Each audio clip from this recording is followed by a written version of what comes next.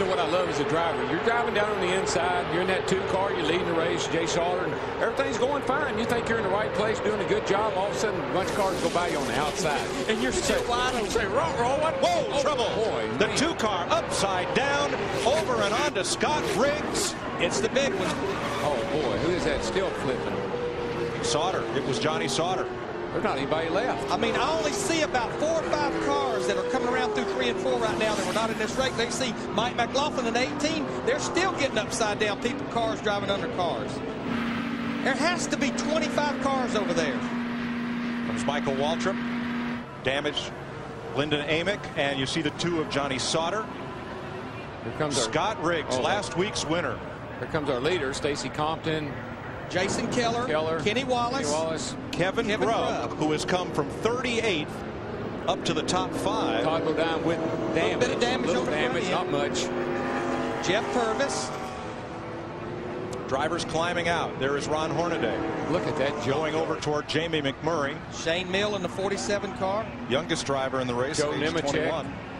Nemechek wrecked. What a mess. Coy Gibbs out of his car, and his teammate Mike McLaughlin is the car that landed on top of him. Kind of reminiscent of a big Daytona wreck. Tony Stewart and Bobby Labonte ended up that way. I don't know if I've ever seen a wreck this big in a Busch Series race here. I don't know if I've seen a wreck this big, maybe even in a Cup event. One time here, and back in the 70s, Tiny Lund was in it, a lot of other guys. And 23 cars, that 23 one, I think. cars, yeah. Jimmy Spencer, mangled nose on his car. You saw Kerry Earnhardt's damage. The problem we have with the racing at Daytona and Talladega is this. You cannot have a single or even a couple of car incident. You run 43 cars on top of each other, you're going to have a big wreck. Randy LaJoie. There's Nemechek. He is okay. We also saw Ron Hornaday walking away. And we'll update you as we get news on the other drivers. They're assisting Mike McLaughlin out of his car. Mike is climbing out. He's okay. Watch the 2 car. What caused this? Oh, Meal got into Riggs. It looked like Riggs had to maybe back out of the throttle a little bit because Kenny Wallace's car washed up as they come off the exit of turn 2 right there, the 48 car. Right here, this is turn 2. Kenny Wallace, the 48 car right there. Oh, I don't know. It looked like Shane Meal possibly just got into the back of the 10 car. The 47 car, yeah. Yeah, got into Riggs. Look at that 2 flipping. Looks like Rusty Wallace's flip in the number 2 Winston Cup car here not many years ago. And when they hit the grass, it even tumbled more. There's Randy LaJoie. Greg Biffle. Oh, Biffle. There's Jay Sauter. Kerry Earnhardt. There's everybody. Jack Sprague, our point leader. And the track's completely Tim Sauter. All the Sauters. I think we did the right thing by saying who wasn't in it. And because the track's blocked, NASCAR has displayed the red flag because the cars can't even get through on the back stretch. It appears to me maybe 10 or 12 cars is all that's left. Boy, that 2 car went over big time and then gets hit, tumbles. That car's, look at that thing, Larry. It's turning every which way. And then the 21. And then he gets in the grass. Watch this. Shot across. Gets hit again. Johnny Sauter, number 2, out of his car and okay. Amazing. There's Riggs sideways, and he was pretty close up to the wall, Darrell. I guess you don't know if he lost his momentum in his forward bite or if Meal just got into him. Yeah, there's no way to tell. Say. You come off that corner and you can get a really run on a guy in front of you, and you think something happened to him, even though maybe it didn't. And I stand corrected. It did not look like Kenny Wallace's car moved up the racetrack for that shot right there at all. I think the 47 got into the back of the 10 for whatever reason. You like lucky numbers?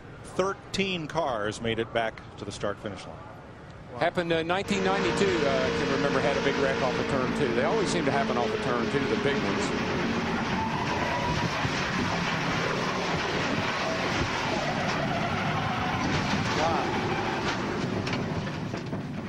Looking out of Lyndon Amick's car.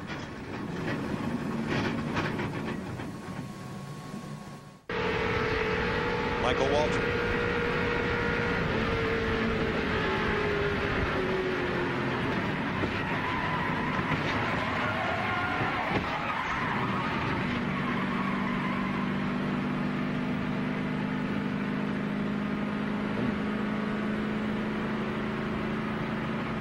Kenny Wallace.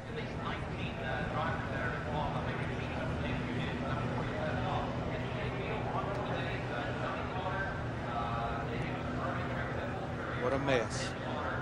And there, as Larry explained, you saw Kenny move up the racetrack without any contact with Scott Riggs there before this started. There's Randy LaJoie. He's okay. Jamie McMurray, the 27. Scott Riggs. About a $500 million worth of race cars. Ron Hornaday. Now, because we're under a red flag condition, any of these cars that do make it back cannot be worked on. There's the 44 Mike Harmon. They can't touch these cars until the red flag is withdrawn and the track goes back under a yellow flag condition. They can look at it. They can't touch it.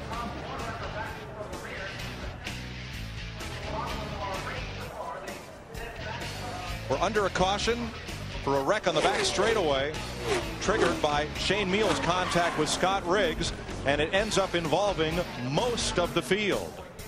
We'll be right back.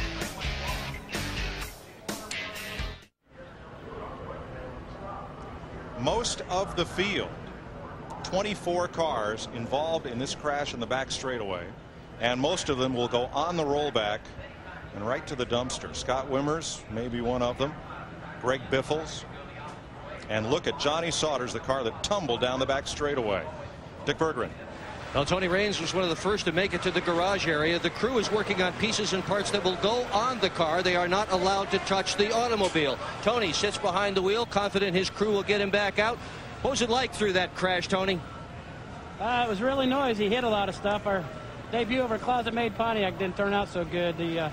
I saw the 10 car get sideways, and then I saw a car get flipped over, and I just went to the right. There was one little bitty hole between the wall and the whatever car it was, and I got the car and the wall, so I hit both of them. But typical speedway racing for myself anyway. But we're going to get it back together and get out there and make some laps. They said there's only 13 of them left. Maybe we can still get a top 15 finish. Who knows? And there's a lot of people who are thinking that way. To Matt. Dick, Brian Patty, the team manager for Randy LaJoie, is looking over, surveying the damage of the 7 car. And Randy, you told me this morning you were concerned about the big one. What's it like to go through the big one? You know, I got to thank Nemco Evans Motorsports. You guys built a great race car. I thank my seat company. We bounced around out there like a pinball, but it was a pretty neat ride, really. But you just know your day's done for the Kleenex Winn-Dixie car. A couple guys up in the front got together and seen guys flipping, and one guy landed on the roof, and I just tried to hold it straight and hold the brakes. And hey, what can you do? This is restricted plate racing. Now, we are under a red flag condition. Your crew is surveying the damage. Can you get this car back out, Randy? Yeah, chassis-wise, it don't look bad at all. It's just all sheet metal, so we're going to have to whack it off and go to the old short track days, put a nose on it, and beat it up and make some laps. Looks like a bad night at Danbury, his old racetrack back in Connecticut. And Steve Burns, 78 points out of first coming in. This team could take a big hit today. Well, Matt, Scott Wimmer, the first to come out of the infield care center. Scott, are you okay? And tell us what happened from your perspective. Yeah, I'm fine. It just looked like somebody up front got crossed up and got in a couple cars. And after that, you're just along for the ride. I thought we were going to make it through it, but a car slid up from the bottom and hit him right square in the door. But it seems like everybody's okay. That's a good thing. And, we'll move on from here. All right, thanks, Scott. Let's go to Dick Berggren. And with Ron Hornaday, he's looking over the remains of his number 5 Hendrick automobile. Just moments before the start of that race, you and I talked, and you said you thought you were going to have a pretty good day. What happened to you out there? Oh, we had a great race car. I got to thank Rick Hendricks and GMAC to give me the opportunity. And just trying to keep Ricky's seat warm for another couple weeks. And I just seen some smoke in front. I checked up pretty good, and I thought I had it rode down. I was all the way in second gear, and somebody got in the back of me like they never even seen it. So nowhere they can go. I mean, the track was blocked, and we just kept getting shoved into it. So I just hope everybody's okay. And proud to be here. They'll cut this thing apart. We'll get it back out there. We're glad you're okay. Steve Burns. Thanks, Dick. We caught up with Tim Sauter, one of the 3 Sauter brothers in this race. Tim, first off, can you tell us about Jay and Johnny? Jay and Johnny are both fine. Jay hit the wall pretty good, and he lost his breath there for a minute. Johnny just took a wild ride, and he's okay. Just one of them deals here at Talladega. You started 10th, Tim. How disappointing is this? It's really disappointing. We had a great car. We were just staying in line, minding our own business. I had kind of talked to Sprague earlier that we were just going to run behind him and stay right there. And I thought we had it made through there. And it's unfortunate for everybody at AP Performance because they worked their guts out to get this car done. We literally just got it back from the body hangars 2 weeks ago. So it's a real disappointment for us. Hopefully it's not hurt too bad. We lost some oil pressure there, so I couldn't drive it back. Otherwise, I'd have tried. So we'll see if we can't get it back out here for a few laps. Glad you're okay, Tim. Let's go to Dick Berger. I'm with a very disappointed Jeff Fuller. He thought he had a great race car. Teammate to Joe Nemechek. Hung around the Nemco garage looking for a ride. He's been rideless for a while. What did it look like to you? Spotter told me bunch of smoke. I can't see. Back it down. We backed it down, and just at that speed, there's not enough time to get wound up. And all we saw was smoke and cars going each different way. And thought we were just about out of it and got collected in it. So it's one of them deals. What's it like out there to be in the middle of one of those things with all that smoke and all those cars spinning around? What goes on in your mind while that's happening? It's kind of cool. It's better than your average carnival ride that you can get. No, honestly, all the cars looked like they were very stable. I know my car was stable. We got 3-4 wide. I mean, I didn't do anything crazy, but it looked like everybody was just really stable. And I don't know how that started, but it was awful early for it to start. I know Joe ain't going to be happy. We're probably going to get fired now, Dick. You know that? Huh? Not your fault. We're going to go back and run a real race car, though, up in Stafford Springs. So we'll be in a modified next week, and we're going to have a good time doing that. But I just feel unfortunate. I mean, Scott Products and Nemco, they got some awesome equipment here. All three of them got taken out now. Like I say, it's just awful early to be doing that. This guy was debuting for a full-time ride, and now he's back to the modifieds next week at the Spring Sizzler. Good to see you. There are no reports of injuries of any of the 24 or more drivers involved. Watch the yellow car of Scott Riggs.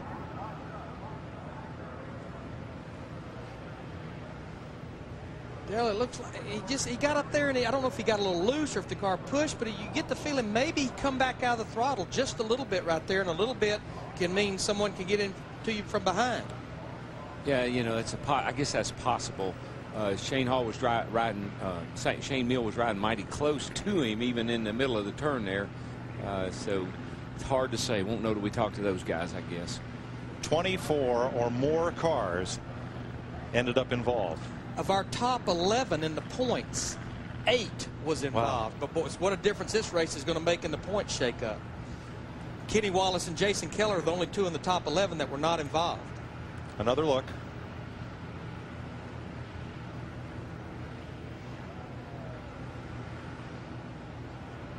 Boy, it happened so fast. It's hard to tell if maybe somebody was into the back of Shane Meal when he got into Scott Riggs.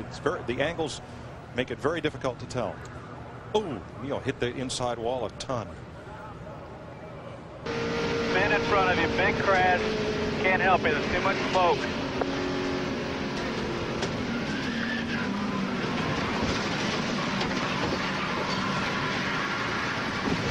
Okay, Kerry.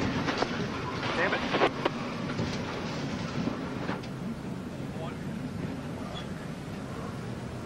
Kerry hit Jay Sauter and then Randy LaJoie from Hank Parker Jr. And just look how quickly you lose your vision. You have no idea what's in front of you. You go in there wondering, hoping. You're just looking, that's what the driver sees right there. Has no idea what's in front of him. He made it. He got stopped and made it through. Here are the cars involved in the crash. This is not the entire starting lineup, but it's 24 or more of them.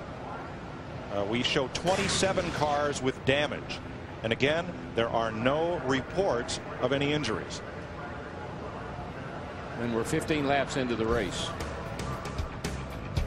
Got 102 laps to go. They have a minimum speed rule with so many of these cars going to try to make it back out missing sheet metal. I wonder if they'll waive that. We'll see when we come back.